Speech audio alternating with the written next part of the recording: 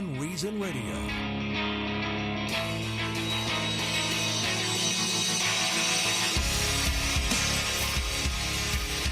So the question that is basically the main theme of the show today, are we ever going to learn to live with the virus?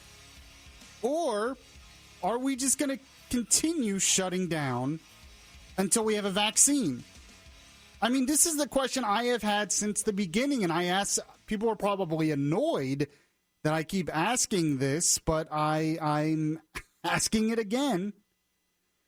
Do the shutdowns work, or do they just delay the inevitable?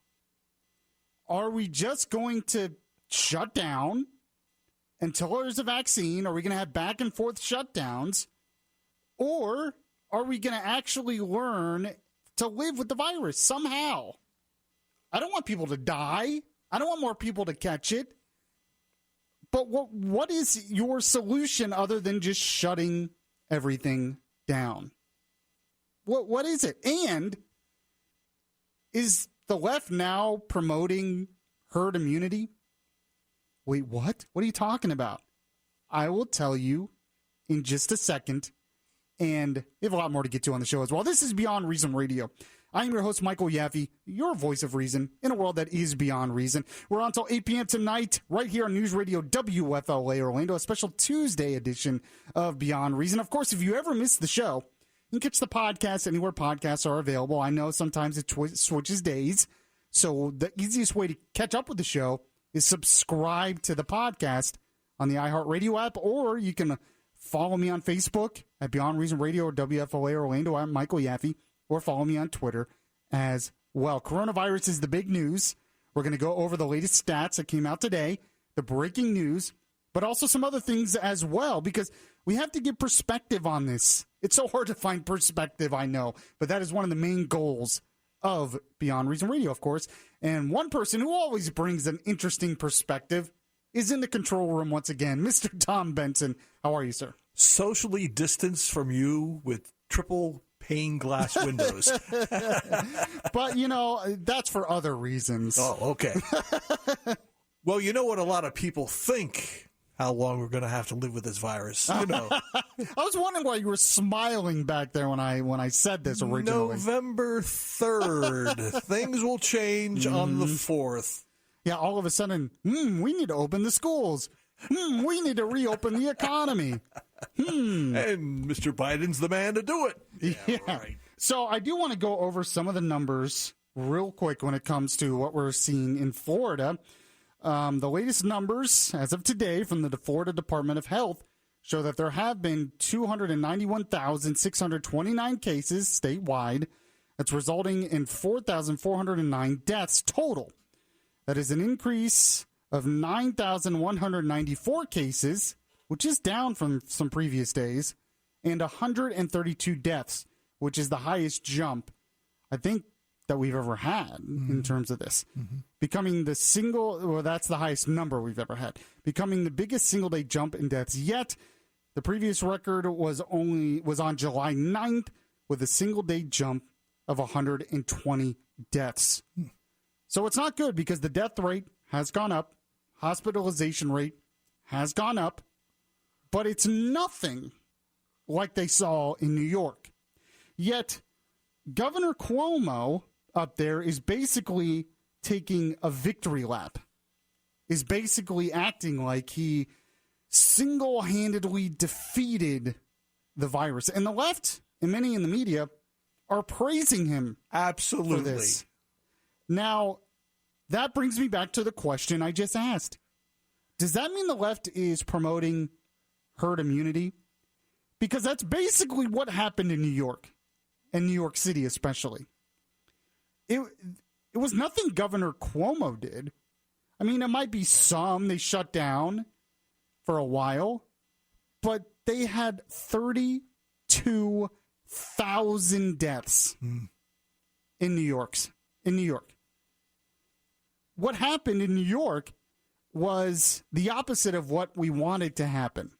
We wanted to flatten the curve so hospitals would be prepared and it would spread it out over time. But that's not what happened. What happened is the virus basically took its course like any virus would, killed a ton of people, made a lot of other people sick, hit a peak, you reached some kind of herd immunity where tons of people have caught it, it took its course, and now it's going down.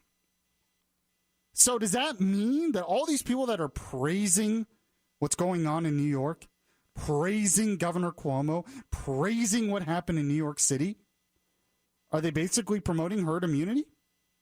Is that what they're doing? Because that's what happened there. When you look at the graph, that's what happened. It peaked. You had a huge spike. It peaked, and then a big drop off. That's how viruses usually work. So, okay. Now, the reason why you don't want herd immunity like that is because 32,000 people died. And that's not a good thing. And that's why we've been trying to prevent it in a lot of the other states. That's why we've been having shutdowns and mitigation and masks and social distancing, because we don't want another 32,000 people to die in a couple of months.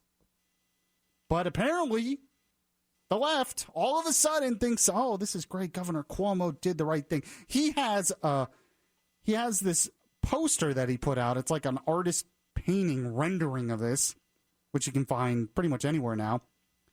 And it's New York tough, smart, united, disciplined, loving. It's all about the victory.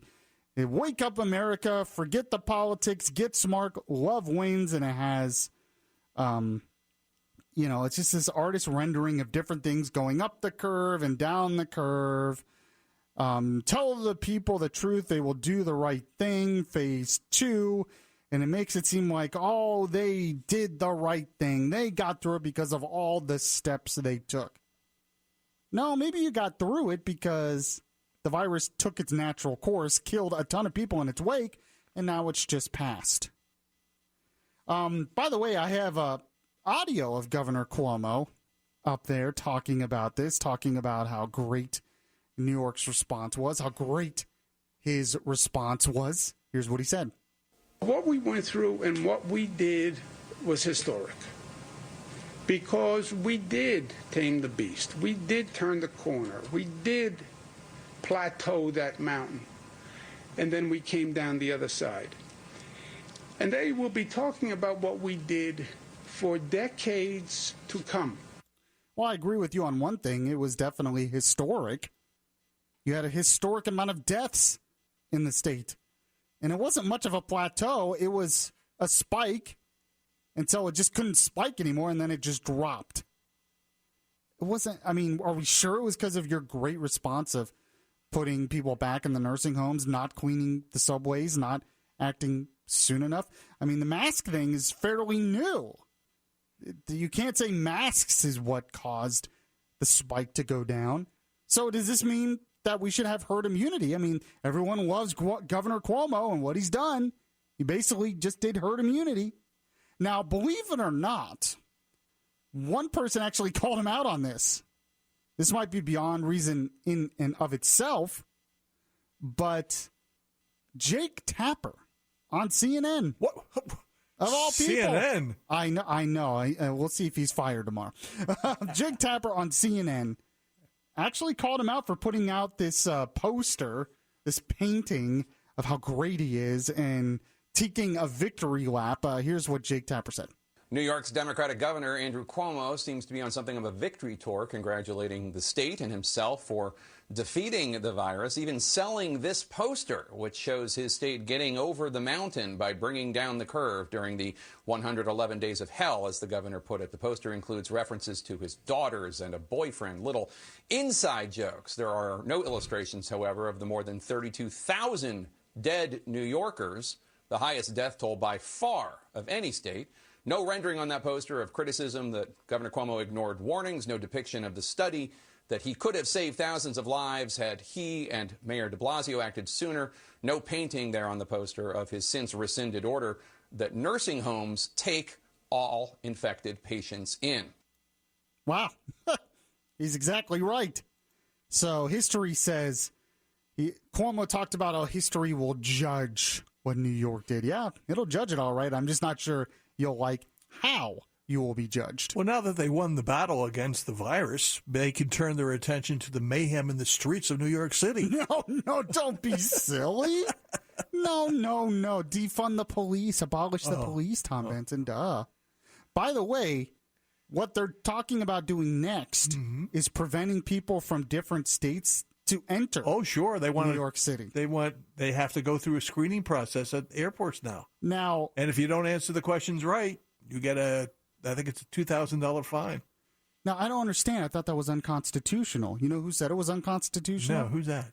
Governor Cuomo, when DeSantis suggested doing that weeks ago from people coming from New York. That's right. So I thought he's the one who said it was unconstitutional. Now he wants to do it. By the way, isn't that what we propose doing, for immigration?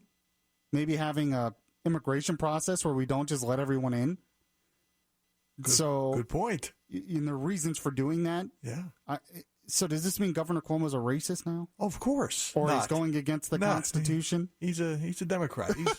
He doesn't have any race. So you're saying we should screen people who come in? Oh, this is different. It's a virus. That's right. Oh, okay. It's for your own good. So, and you heard about Philadelphia today, didn't you? They've canceled all public events requiring city support until February 21st of 2021. Yeah. What happens? Why do you think they picked that date, Tom Benson? I think that's an inauguration day. Close to it. This is Beyond Reason Radio. I'm your host, Michael Yaffee. We'll be right back. If you miss any of the show, you can download the Beyond Reason podcast on iTunes.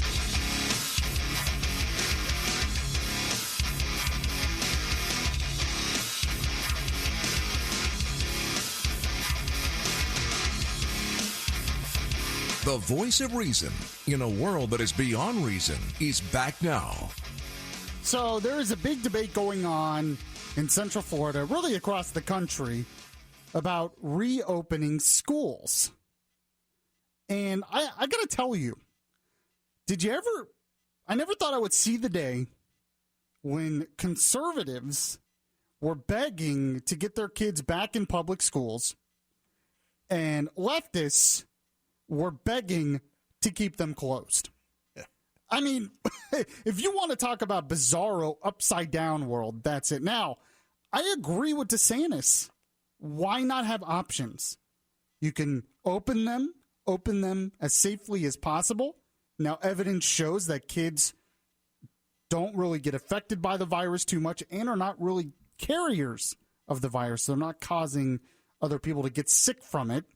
So there's a reason to open up, but protect the teachers as much as you can, but give parents options, choices. I know.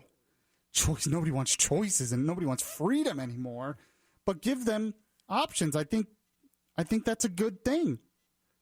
But I made this point on Friday's show when I was hosting Good Morning Orlando, Tom Benson, and you would have thought I totally went out on the left when my point was actually very conservative.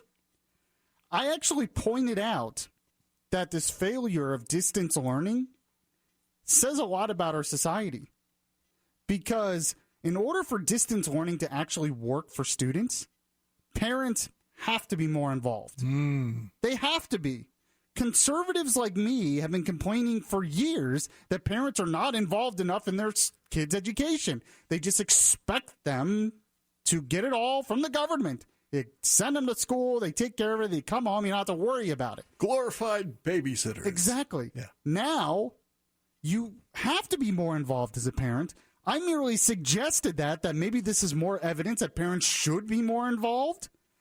You would have thought, typical of someone who doesn't have any kids, doesn't understand. On the upside, though, there are probably a lot more parents who have been involved and have realized what teachers go through on a day in and day out basis. And, I wasn't saying that they need to be there the whole time and homeschool their kids. Right. All I'm saying is catch up on what your kids are doing. Make sure they did the work. Just be more involved. And people blasted me. Oh, I have parents have to work and blah, blah, blah. You don't have kids. You don't know all the usual stuff. And I'm just saying, be more involved. No one ever said being a parent would be easy. Exactly. And we had a single mom call who said, all these people that are complaining about you, they have it wrong. I'm a single mom, but I still try to be involved with my kids' education. I make sacrifices if I have to for my children. Oh, parents making sacrifices for the good of their children? No, no, no, no. Just hand them the smartphone so you can go play. Oh, but I don't have kids. I don't know. It used to be you sit them down in front of the TV and let them watch cartoons and stuff. Now it's give them a smartphone. So here's the question I have, though. Are we ever going to learn to live with this virus? Or are we just going to keep shutting down? Well, California, they're shutting down again. They're shutting down the bars, the gyms, places of worship, restaurants, indoor restaurants. In fact, here's Governor Gavin Newsom of California yesterday announcing it. Effective today, requiring all counties to close their indoor activities. Restaurants, wineries, tasting rooms, movie theaters, family entertainment centers, zoos and museums, card rooms, and the shuttering of all bars.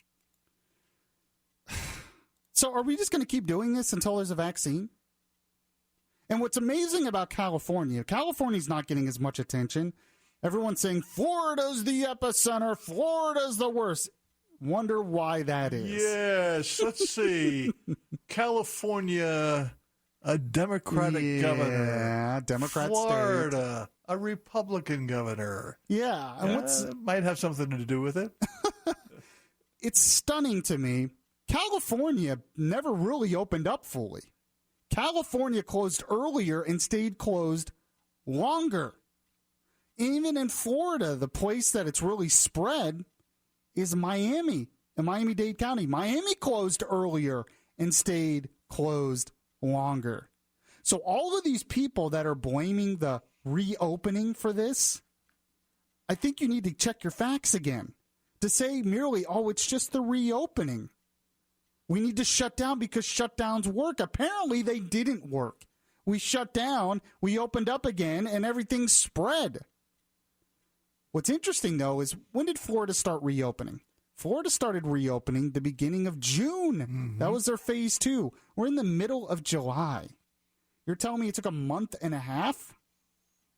But what happened a couple weeks ago that could have really been a super spreader event? What would that be? I don't know. Thousands of people in the streets, shoulder to shoulder? And it's not even just that they were in the streets. Do you think those people just went home after the protest? No, they hung out in groups. They hung out at parties in people's homes. Well, of course they went home right away. They had to get up and go to work the next morning. Yeah, whatever. They hung out. That's what happened. Another thing I got blasted for this week is when you look at where this is spreading, it's spreading in the South. It's spreading in South U.S., but also in Mexico and Central America and some South America. Where it's super hot, and the theory always was that the warm weather would kill the bug. Yeah, but what they're noticing is this seems to spread pretty easily in air conditioning rooms. Mm-hmm. So because it's hot, a lot of people are crowding inside, and it's being spread by the air conditioners. So that means the shutdowns, does that mean the shutdowns will work? No, everyone will still be inside in their air conditioners. What probably happened were the protests had a lot of people afterwards grouping together inside with air conditioners, but it was also the 4th of July. Not everything was open on the 4th of July, so everyone had house parties, and it spread there. Maybe some of this is beyond our control. Maybe some of this is just the natural progression of the virus moving south. Maybe some of it's the weather. Maybe we just don't know. But the fact is, Colorado opened up basically the same time Georgia did. Colorado is not seeing a huge spike. Georgia's seeing a spike. California stayed closed longer, and they're seeing a huge spike. Miami closed earlier, longer. They're seeing a huge spike. Where New York, obviously, has still been closed, and everyone just died in that state and city, apparently. So, we don't have all the answers when it comes to this. Now, in the next segment, I'm going to play a voice of reason. That's what we do on this show. We have voices of reason. I'm going to play a voice of reason on this, give some perspective on this issue. Plus, we have a lot of other things to get to as well. The move to defund the police, the move to abolish the police continues. I'm going to talk a little bit about how leftist ideology sometimes eats itself. There are things that exist in leftist circles that one issue you put with another issue, it doesn't really make sense. And in fact, what they want for one thing causes problems for the other thing. And it all just collapses in a big, giant leftist black hole or something. And maybe that's the goal. I don't know. But we'll get into that as well. This is Beyond Reason Radio. I'm your host, Michael Yaffee. We'll be right back. If you heart Beyond Reason Radio, listen to the Beyond Reason Radio podcast on iHeartRadio. Just download the iHeartRadio app and search Beyond Reason Radio.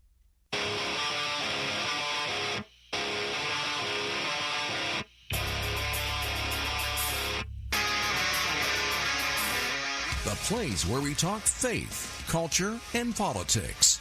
Beyond Reason Radio continues.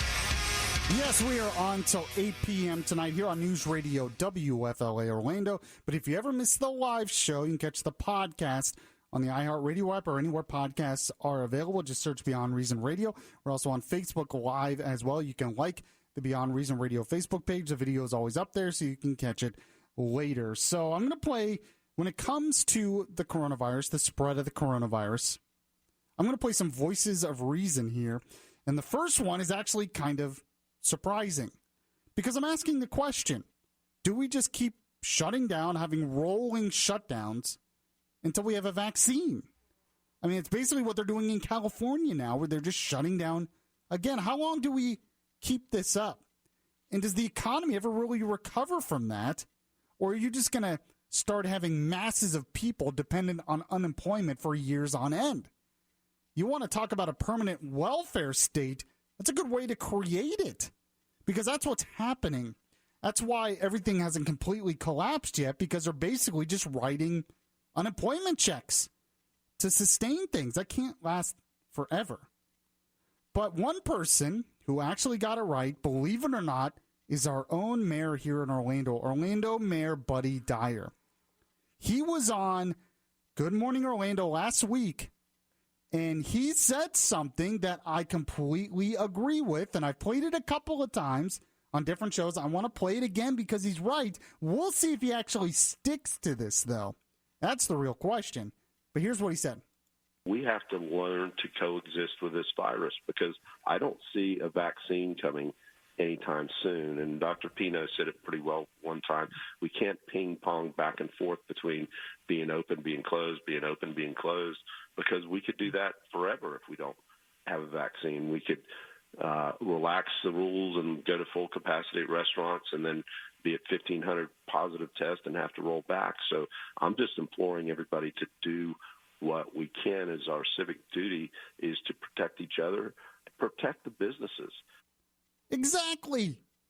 I mean, that's what I've been saying since the beginning of this, that we can't just shut the economy down and then expect that to be a solution, a permanent solution every time cases go up. We have to learn to coexist with it. That means preparing the hospitals, which Advent Health, they say they have plenty of beds right now. Our hospitals are not overwhelmed in the state of Florida. We have social distancing. We have masks. All those things are fine. I'm not against any of those things. But we can't just shut everything down every time cases go up. Then you'll have this ping pong effect. And like he said, we could just do this forever. Believe it or not, Buddy Dyer is right. I agree with him. I know. But Tom Benson never thought I would actually say the words. To give some perspective on the numbers here, what we're seeing in Florida, Dr. Charles Lockwood, he's out of the University of South Florida, doctor of medicine over there. He was on CNN earlier this week, and another voice of reason on what we're actually facing, Doesn't mean we shouldn't be concerned. Doesn't mean we shouldn't do some things to mitigate the virus. But it's good to have perspective. Here's what he said. It's a different epidemic than hit New York. We have a much younger population being diagnosed, and we're much better prepared. Obviously, we've had 3 months to prepare, so we do have a lot of surge capacity. When you get those numbers about the ICU, they don't really reflect all the emergency ICU capacity that hospitals have created. For example, Tampa General has 87 additional ventilators available, which we haven't even begun to use yet. But the most striking thing is our case fatality rate, which has dropped and dropped and dropped. It's now to 1.5%. So that's cases, deaths over cases. It's one of the lowest in the country. And in fact, in Tampa, in Hillsborough County, today, as of a few minutes ago, it dropped to actually less than 1%. We have a case fatality rate of less than 1%. So a lot of that's reflecting the younger population. Most of the folks that we're diagnosing are between the ages of 15 and 44. Most of the folks in the hospital, in the ICUs, are between the ages of 55 and 85. So the other thing is we're much better able to take care of them in the hospital. We have remdesivir, we have dexamethasone, we have convalescent plasma therapy. We do a much better job of ventilating. I'm so glad he's a doctor.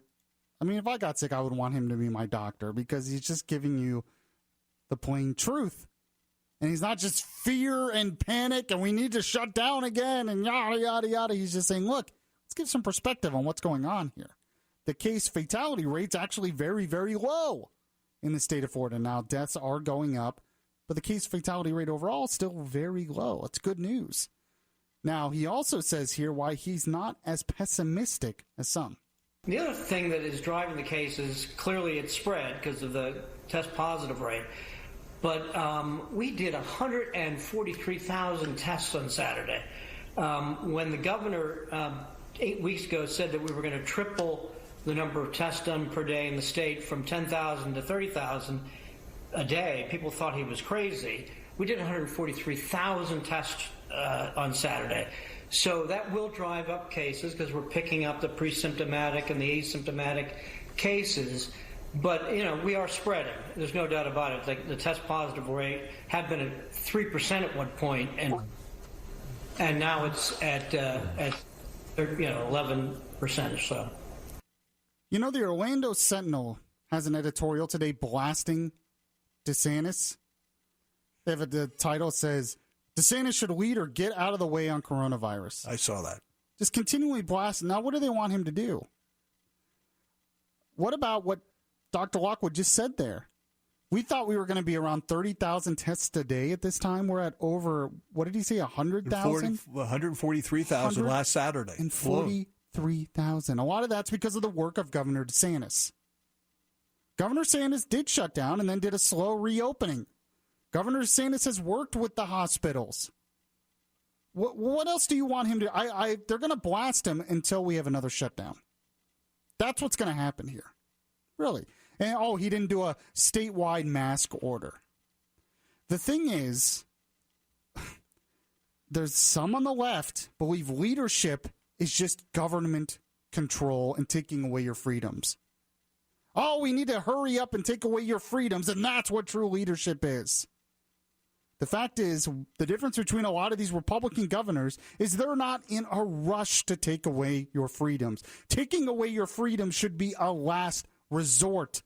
And that is good leadership, but not according to those on the left. Now, last cut here from Dr. Lockwood, giving some more perspective. The other thing that is driving the case is clearly it's spread because of the test positive rate. Stop right there. But we did 100. I must have messed up and missed the other cut and just copied the two cuts. So no problem. You basically got the gist of what he had to say there. And he's exactly right. And the testing thing is pretty important, and that should be a reason to praise DeSantis. Mm-hmm. But they're going to blast him. They are. But, Governor Cuomo, he's the good one. He's really good. Now, I want to move on here real quick to the other big issue, And it has to deal with Black Lives Matter, has to deal with the move to defund police departments, has to deal with the crime spikes we've seen in the inner cities, which, is not surprising. But, last week when I did Beyond Reason, I defended Terry Crews, a black actor. He does the Old Spice commercials. He's been on a bunch of other things. He's on Brooklyn Nine-Nine, the TV show. I really like him a lot. He's a strong Christian. And he brought up that if you believe in Black Lives Matter, you should believe in all Black Lives Matter. That means you should also be focused on what's going on in the inner cities with black-on-black crime, black-on-black murders. But a lot of people are accusing Terry Crews of whataboutism, that when he points out stuff like that, he's changing the topic, and that Black Lives Matter is really just about police brutality, and he's distracting from the real issue, which is police brutality. Does anyone actually believe that this whole movement surrounded with Black Lives Matter is just about police brutality? Have you been to the Black Lives Matter organization website? It's not just about police brutality. It's about all kinds of other things. If you're against police brutality, then maybe the movement should be called End Police Brutality. But they made it Black Lives Matter, and now it's gone way beyond police brutality. It's about systemic racism as a whole. It's about the evils of our founding. Do you think people are tearing down the statues of our founding fathers because they're against police brutality? So don't give me this game that, he's just playing the whataboutism game. If anyone is going way beyond the original issue, it's the leaders of Black Lives Matter themselves. But here's a tweet by Terry Crews, which I think gets to the heart of the matter. And I'm going to tell you why it's important that he brings this up. He tweeted this, very simple, but he's right. All white people are bad? No. All black people are good? No. Knowing this reality, I stand on my decision to unite with good people, no matter the race, creed, or ideology. Given the number of threats against this decision, I also decide to die on this hill. Now, what is he talking about there? He's talking about praising someone based on their individualism. Now, Terry Crews also is against police brutality. Terry Crews is also one who was outraged at the George Floyd killing, like everyone else in America. But he noticed something. He noticed that the movement as a whole was morphing into something way beyond just police brutality. And what it was morphing into is very, very dangerous. So don't accuse him of saying he's going beyond the issue when Black Lives Matter themselves is going beyond the issue. He actually puts that in a tweet here. He says, if you're a child of God, you are my brother and sister. I have family of every race, creed, and ideology. We must ensure Black Lives Matter doesn't morph into Black Lives Better. What's wrong with that? What's wrong with saying that? But he got blasted by people on his side because he got to the heart of the problem. He got to the heart of the issue. That's why. But he's exactly right. Like I said last week, the Black Lives Matter, they were genius in what they came up with.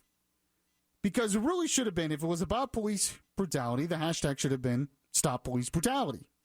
But they turned it into Black Lives Matter. And that means if you're against the organization, if you're against some of what the movement stands for, which I am, that means, you're against Black lives and you don't believe Black Lives Matter.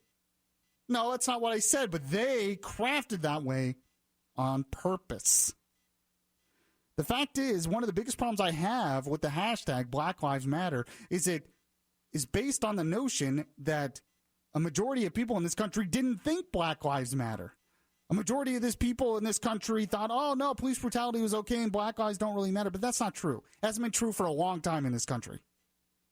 So it's based on a false premise to begin with. Of course, all lives matter. Of course, Black Lives Matter. We already believed that. We didn't need a hashtag to tell us something we already believed. Going to continue this conversation in a moment and how the left eats itself. And it has to do with this whole movement to defund the police. This is Beyond Reason Radio. I'm your host, Michael Yaffee. We'll be right back. Download the iHeart Radio app and catch the Beyond Reason Radio podcast.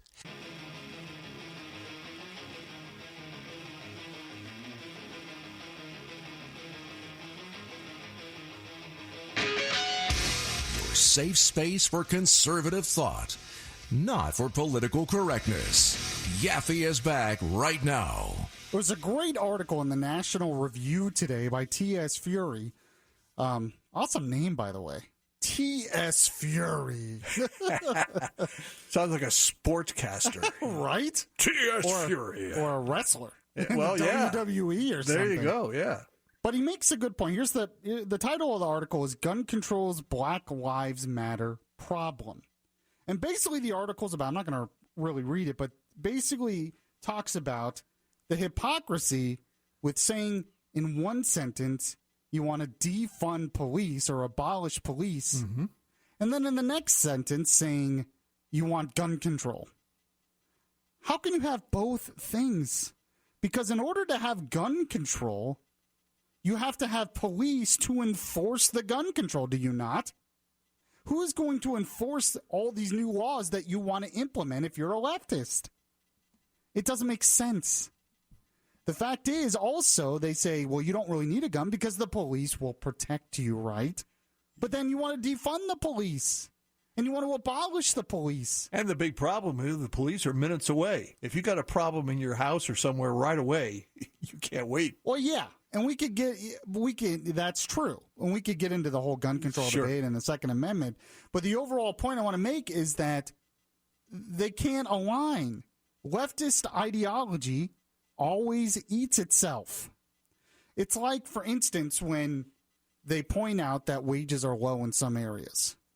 Well, the reason why wages are low is because it keeps consumer prices low.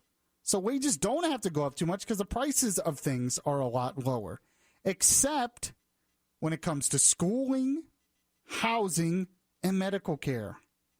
All of those things are funded a lot by the federal government. So the government subsidizes housing, subsidizes medical care, subsidizes universities. They say we need to do more of this. This is great. But then in the next sentence, they say, oh, well, people aren't making enough money. They can't afford it. And then their solution, of course, is just to raise the minimum wage, which causes even more problems. And tax the super rich. Yeah, whatever. It doesn't work. It doesn't align. It eats itself. So you have, in one sentence, you have them saying we need gun control, and they're blaming the crime in New York and other places right now on guns. Oh, we need gun control. Well, who are you going to have to enforce the gun control if you want to abolish the police? But why do they justify this? How do they justify all of this in their heads? Well, the thing is, they believe that all of the problems in our society are caused by our institutions, by our traditions. If you believe that the reason why bad people exist in society is because of evil capitalism, or evil rich people, or evil police, or the evil justice system, if you actually believe that, then of course you're going to come up with these cockamamie solutions like defund the police. And then you're going to say we need no guns and gun control. All that's going to make sense in your head because your whole goal is to tear down the entire system because you believe the entire system is evil, racist. You want to create a new socialist utopia, which never actually gets created. But that's their mindset here. But the hypocrisy is really interesting because a lot of black groups for years have been saying the solution to the crime problem in black communities is more police. They say, yeah, we need gun control, but we also need more police in these communities to fight against the gun problem. A lot of black groups have wanted that for a long time. Their biggest complaint was that police don't do enough in those communities. Now, all of a sudden, they want to abolish the police and defund the police. And then, but wait, I thought you wanted gun control. I thought you wanted them in black communities. No. It's evil. And it just goes down the list because they believe all institutions are evil. Now, you want to talk about a beyond reason statement on why crime is spiking in areas like New York City? Alexandria Ocasio-Cortez, or as I like to call her, Ach. I mean, that's how you pronounce it. If you read it, it's A-O-C, Ach. So I'm just doing it. But she says she has a reason why crime is really going up in these areas. Here it is. I will bet the farm that has way more to do with any uptick in crime than the New York City Police Department's budget. Because all those billions of dollars somehow have not prevented the uptick in crime that we're seeing right now. And the definition of insanity is choosing to do the same thing over and over and over again, expecting different results. Right. So you want to put more money and crime is ticking up, more money and crime is ticking up, more money and crime is ticking up. Why do you expect a different result? Maybe if we rewind, zoom out, and give people repeated stimulus checks so that they feel like they can stay in their homes, maybe we'll see a mitigation of crime. People are already getting unemployment checks, but she's blaming it on unemployment and the virus and yada, yada, yada. Except theft is not going up. Larceny is not going up. The crime spikes are not people trying to steal bread or something. It's violent crime against their neighbors in certain areas, mostly because they think they can get away with it. So she's wrong. By the way, a pet peeve of mine, that's not the definition of insanity. Everyone says that. Mm-hmm. The definition of insanity is the state of being seriously mentally ill or madness, extreme foolishness, or irrationality. So, I mean, maybe it's the definition is just a picture of AOC. But, you know, another thing that's very interesting is remember when they first called for defunding police? Mm-hmm. And then they said, well, we don't, or abolish the police. Well, it doesn't really mean get rid of the police. It doesn't really mean defund the police. It's just about reforming it and changing the way it's done and all that. Except when New York City proposed a $1 billion budget cut to NYPD, AOC said it isn't enough. And here are her words, a direct quote from her. Defunding police means defunding police. At least she's honest. So she's saying, well, at least in this part, she means it. You know, she says, it does not mean budget tricks or funny math. It does not mean moving school police officers from the NYPD budget to the Department of Education's budget so the exact same police remain in schools, yada, yada, yada. It means defunding them. Okay, well, good to know. Good to know that that is actually what it means. So we're defunding police, we're shutting everything down, we're not really addressing the issues. But you know, the real important thing is that we have to boycott Goya Foods, because the CEO, he said something nice about Trump. That's the real important thing right now. Just a radical thought to end the show today. How about we buy a product because we like the product, or don't buy the product because we don't like the product? You know, just the thought. It really is just beyond reason. If you missed any of the show, catch the podcast on the iHeartRadio app or anywhere podcasts are available. Also, catch the Facebook live feed as well at Beyond Reason Radio on Facebook. I will be back tomorrow at the same time. Catch you guys then.